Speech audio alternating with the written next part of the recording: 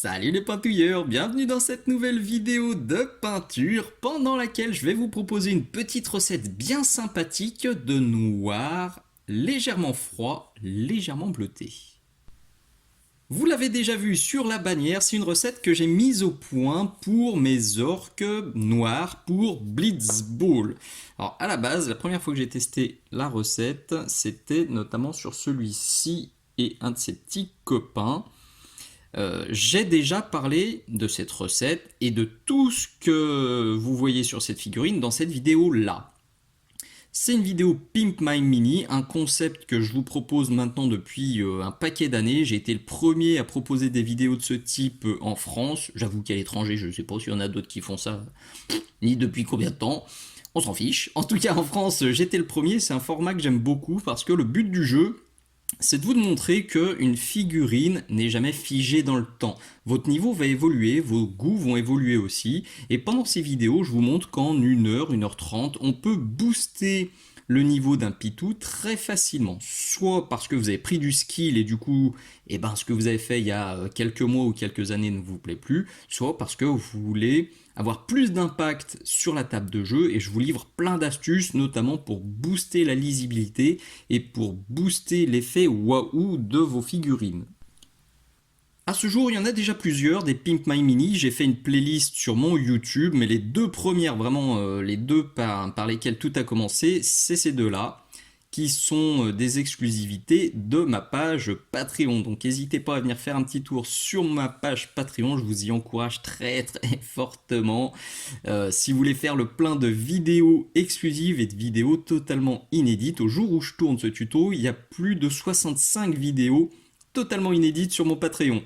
Euh, Au prix de l'abonnement actuel, ça fait 14-15 centimes la vidéo. Franchement, c'est pas cher payé, c'est un sympathique remerciement pour les plus de 200 vidéos que je partage actuellement aussi totalement gratuitement sur mon YouTube. Donc si vous voulez me remercier pour tout ce travail que je vous offre, pour tous ces tutos que je vous offre totalement gratuitement sur YouTube, venez faire un petit tour sur mon Patreon s'il vous plaît, même si c'est pour un mois, pour 2 mois, pour une semaine, il n'y a pas de petite contribution, quel que soit le palier que vous allez choisir.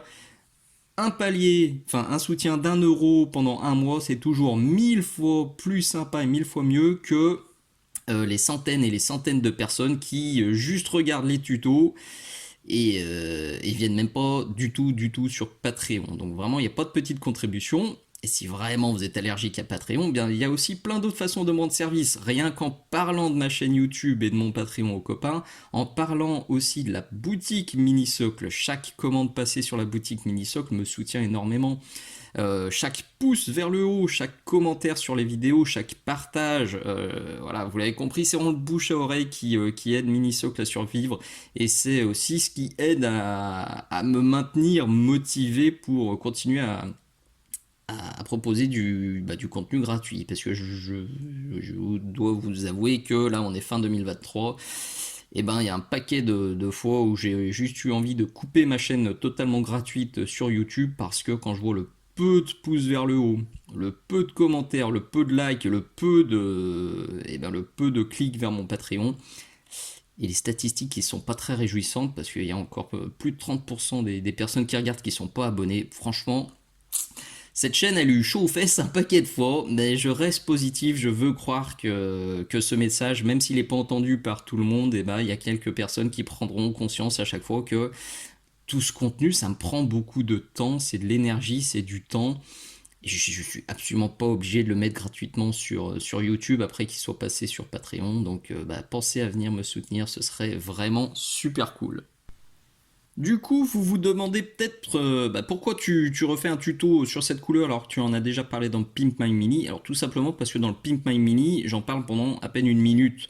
C'est une recette noyée au milieu des autres recettes et quand je vois le rendu et toutes les questions que j'ai eues dessus, je me suis dit naturellement que ça serait très intéressant de faire un tuto dédié, parce que tout le monde va pas forcément aller fouiller dans le Pimp My Mini, et en voyant la bannière d'un orc, va pas forcément se dire waouh, là-dedans il y a une super recette de noir froid.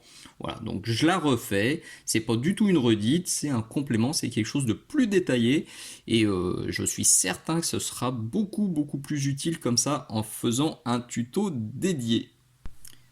Dernière parenthèse, et on se lance, tout le matos que je vais vous présenter, vous avez l'habitude, il est aussi disponible sur la boutique Mini Socle. Vous avez la pintouillette, le chiffon qui est lavable et réutilisable, qui va me permettre de rincer, enfin de décharger mon pinceau et le frottouiller quand j'en aurai besoin. Ça évite de balancer des tonnes de papier absorbant, donc c'est économique, c'est écologique. Vous aurez aussi la poignée mini socle, vous trouverez les pinceaux, vous trouverez les peintures, vous trouverez absolument tout sur mini socle. D'ailleurs, je l'ai déjà dit dans un autre tuto, mais si je vous fais découvrir les peintures AK, parce que je vais en utiliser, c'est que des AK que je vais utiliser aujourd'hui, si vous les avez découvertes sur ma chaîne, ça serait cool aussi de les commander sur la boutique Mini Socle plutôt que d'essayer de gratouiller quelques centimes sur d'autres boutiques qui les proposent un peu moins cher. J'ai été le tout premier à proposer des peintures AK sur la boutique Mini Socle et à proposer des tutos avec les peintures AK. Alors depuis, il y a beaucoup qui ont ces produits en boutique. Il y a beaucoup de chaînes qui les utilisent. J'ai pas de souci avec ça. Ce qui me dérange, c'est quand quelqu'un découvre les peintures AK sur ma chaîne et va les acheter ailleurs, ou d'autres produits. Il y a plein de produits que j'ai été le premier à proposer en France, puis après, forcément, ça se répand. Mais voilà, si vous les découvrez sur ma chaîne, s'il vous plaît, pensez à la boutique Mini Socle. C'est un juste retour, et là aussi, ça me donne envie de continuer à chercher des nouveautés plutôt que de faire juste du copier-coller de ce que font les autres boutiques. Donc, quand j'ai mis au point cette recette, c'était pour faire l'épaulette. On voit bien le petit reflet qui est légèrement bleuté. Pourquoi bleuté? C'était tout simplement parce que la peau est plutôt chaude, l'armure est jaune, bien chaude. Donc là, pour créer un contraste sympathique, je me suis dit que froid au milieu de chaud, ce serait nickel. Si vous n'avez pas trop l'habitude des contrastes, vous avez aussi une vidéo exclusive sur le Patreon qui est dédiée à ça. Ça vous explique les petits secrets des contrastes et comment bien utiliser les contrastes pour booster le rendu de vos pitous. Donc je l'ai fait sur le gros, je l'ai fait aussi sur le t-shirt de ce petit gars. Et aujourd'hui, on va se faire vite fait un autre petit t-shirt. Vous allez voir, la recette, elle est très simple, elle glisse toute seule, donc ça va être assez rapide. Il n'y a pas besoin d'énormément de technique pour réussir ce dégradé, puis pour réussir ce noir légèrement bleuté. Vous avez besoin de deux choses, on va dire, deux choses qui sont parfaitement expliquées dans ces deux vidéos exclusives. La première chose, ça va être de tirer, de pousser le pigment au bon endroit. On va vouloir accumuler du pigment clair sur les zones claires, donc ça je vais vous le remontrer plus loin. Et surtout c'est la dilution. La dilution c'est le plus important je pense en matière de figurine. Même si vous avez la bonne teinte, même si vous avez le bon geste, mais si la dilution elle est pas bonne et si votre pinceau est trop chargé en peinture ou pas assez chargé en peinture, vous allez faire de la crotte.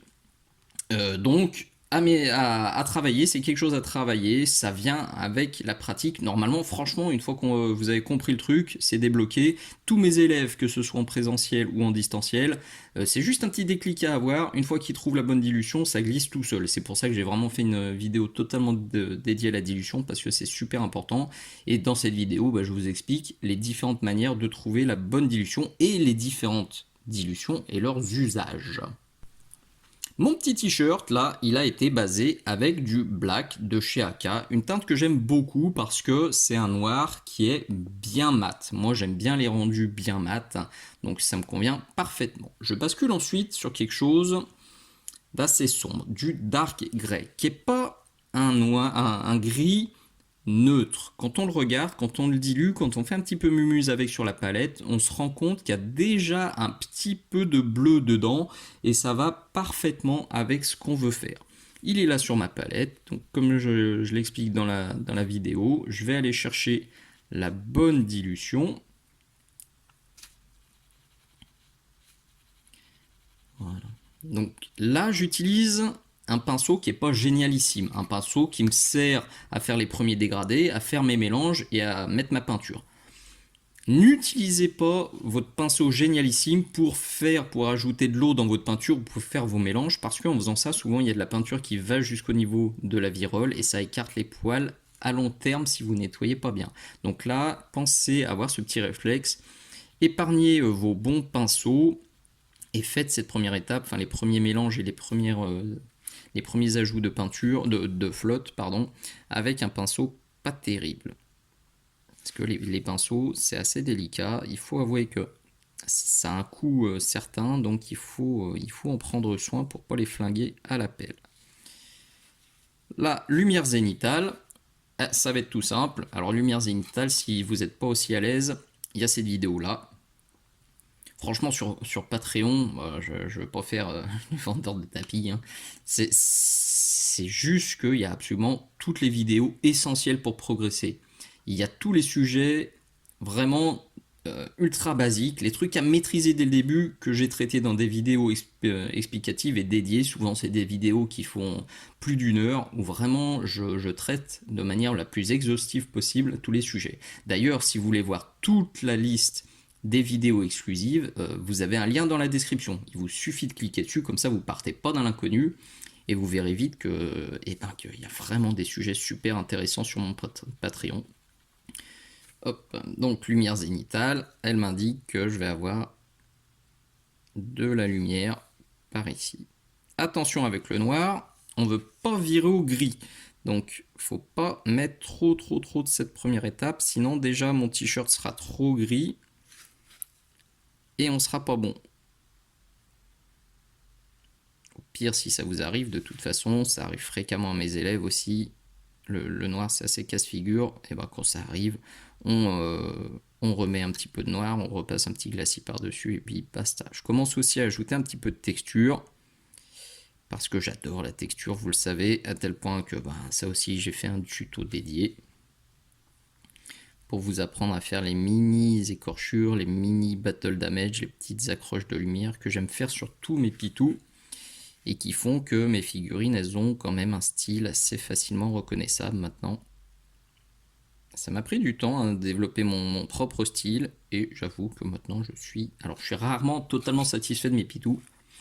On va dire globalement, ça me plaît vachement plus que ce que je faisais à mes tout débuts. Voilà, première étape, pas besoin d'en faire des caisses, sinon, comme je vous le disais, ça va virer au gris et ce serait contre-productif. Là, j'éclaire bien parce que quand même il y a pas mal de lumière. Là, j'y touche pas du tout, je garde un noir bien pur, bien profond, sans mettre du tout de dark grey dessus. Voilà ce que vous devez obtenir. Un truc super important à bien garder en tête quand vous peignez des drapés, on le voit là. Ça fait des années que la plupart des tutos qu'on voit, notamment ceux qui venaient d'une grande, notamment du fabricant de ces pitous, et dans la plupart de ces tutos, on a vu que pour les drapés, on devait ombrer les creux et éclaircir les arêtes. Et ben, c'est pas forcément vrai, notamment dans la réalité. Si vous regardez vraiment une chemise, un pantalon, une robe, n'importe quoi sous une lumière zénitale, et ben vous allez vous rendre compte que il y a des creux qui sont éclaircis. Et si vous les laissez très sombres, et ça donne des trucs qui sont pas jolis. Donc pensez bien à regarder votre figurine sous la lumière, sous votre lampe, pour voir exactement où placer les ombres et les lumières. Et vous serez parfois très surpris de voir qu'un creux que vous pensiez laisser très sombre, et ben en fait non, il faut l'éclaircir, sinon à l'œil ça fait un truc assez disgracieux, c'est dérangeant, parfois on n'arrive pas à mettre la main dessus, et ben il faut simplement retourner sous la lampe. Bien sûr, les drapés, et vous en doutez bien, c'est traité aussi dans les vidéos exclusives de ma chaîne Patreon. Prochaine étape, on va tout de suite mettre quelques nuances. Les nuances, c'est également primordial si vous voulez passer un level up, enfin si vous voulez gagner du skill en peinture de figurines, il faut mettre des nuances, c'est très important. Entre la peau d'un orc toute verte et la peau d'un orc verte avec des nuances rouges ou des nuances violettes ou des nuances bleues, vous allez voir une différence de ouf, ça se verra sur la table de jeu, ça se verra sur la table d'exposition, et vos potes, je vous garantis, ils le verront aussi, et ils se diront « Waouh, comment t'as fait ça ?» Donc, là aussi, c'est sur Patreon. Alors, je suis désolé pour tous ces rappels de vidéos Patreon, Mais voilà, je vais pas traiter 40 fois les nuances sur toutes mes figurines alors que j'ai déjà fait une longue vidéo dédiée. Donc si vous n'êtes pas à l'aise avec les nuances, viens faire un tour sur Patreon, vous ne serez pas déçus.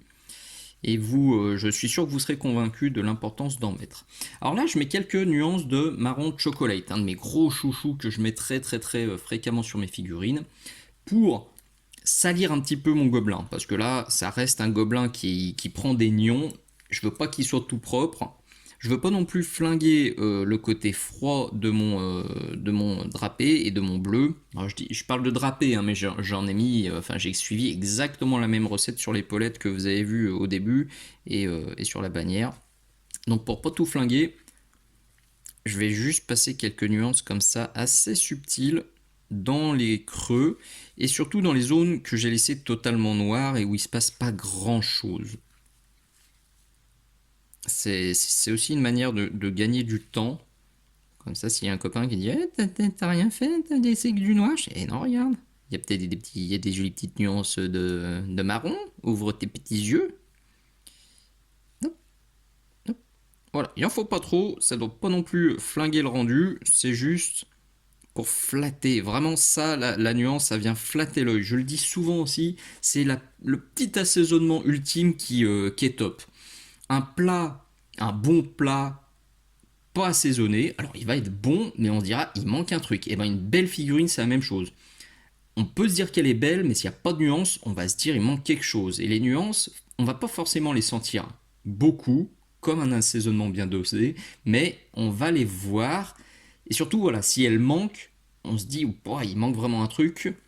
Et parfois, on n'arrive pas à mettre la main dessus non plus, on n'arrive pas à se dire mais qu'est-ce que c'est. Et ben je vous garantis que 9 fois sur 10, c'est parce qu'il manque de nuances. Et un bleu tout bleu, un vert tout vert, un jaune tout jaune, c'est tristoun. En tout cas, moi je trouve ça tristoun. Il y a tellement moyen de s'amuser avec nos figurines, il y a tellement moyen de partir dans tous les sens. C'est une des phases, je trouve, la plus gratifiante, la phase de nuance. Je parle et j'en mets trop. J'en mets trop. Stop, ça suffit pour cette étape-là, ça doit rester très léger. Prochaine étape, on va vraiment renforcer le côté bleu avec du Grey Blue, toujours de chez AK. Alors, ça commence à être chaud patate. Là, c'est vraiment cette étape et la prochaine. Léger. Des petites zones d'éclaircissement pour pas que ça vire trop bleu. En tout cas, si vous voulez avoir le même rendu que moi. Si vous voulez avoir plus bleu, mettez-en beaucoup. Si vous voulez avoir moins bleu, mettez-en moins.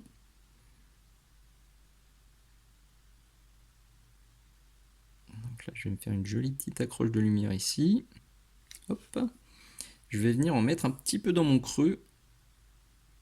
Comme je vous l'ai expliqué tout à l'heure. Léger. Faut pas non plus que ce soit trop costaud. Et puis je commence à tapotouiller. Je pense que je suis flou. Oh, pas tant que ça. Je suis agréablement surpris. La figurine n'est pas bien grosse, mais elle est toute tordue, donc le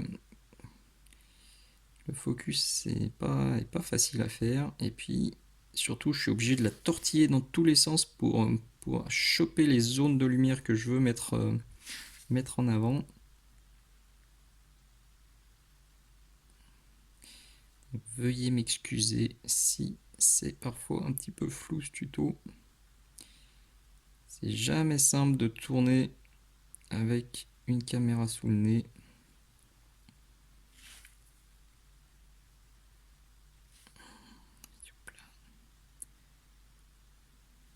Je tapotouille, je retexture encore très légèrement. Et vous voyez, en très peu d'étapes et en très peu de temps, on se retrouve avec un truc bleuté qui est sympa. Alors je vais affiner un petit peu là-haut parce que j'étais un petit peu bourrinos, donc je vais me reprendre un petit peu de noir et je vais retapoter sur les zones où vraiment j'y suis allé comme un sagouinos et on sera déjà prêt pour l'étape ultime.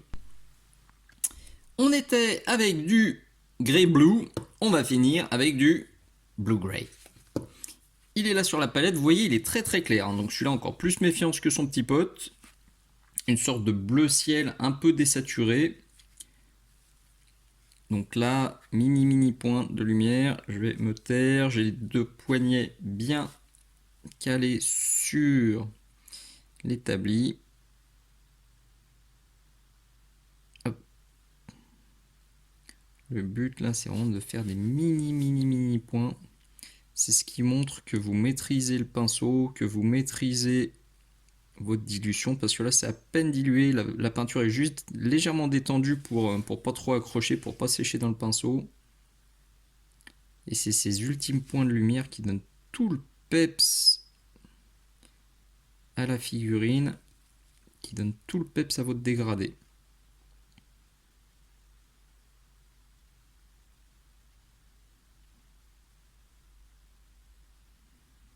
Voilà.